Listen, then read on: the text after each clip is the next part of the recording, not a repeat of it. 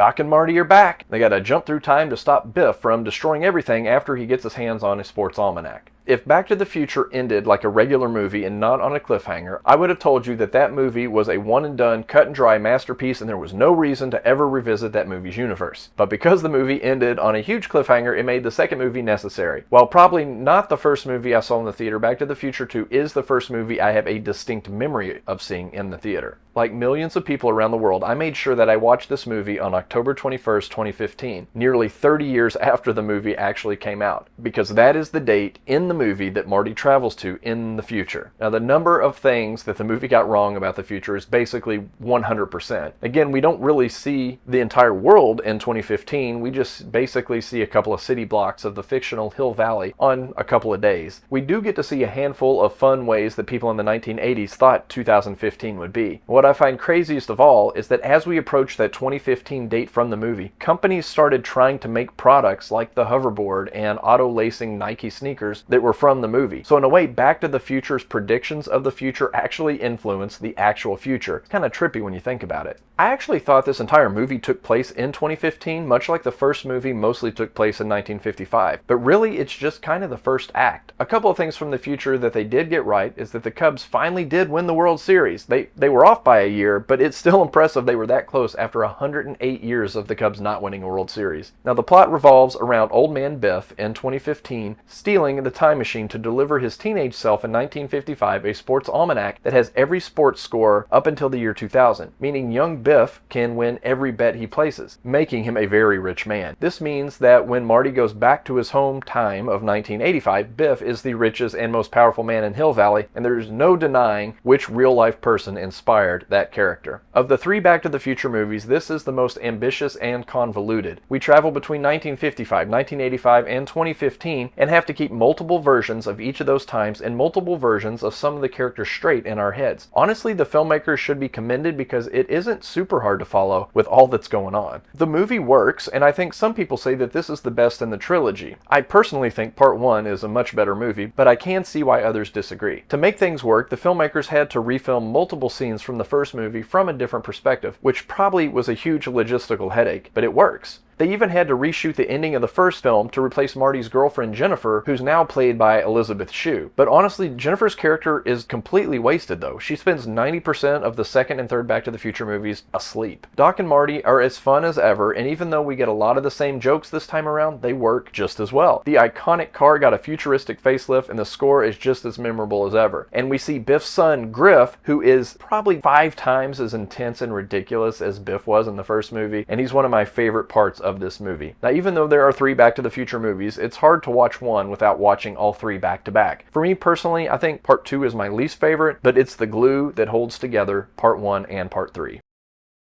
Being covered in manure, flying cars, street racing Flea from Red Hot Chili Peppers, shrunken dehydrated pizza, hanging upside down with the family, young Elijah Wood.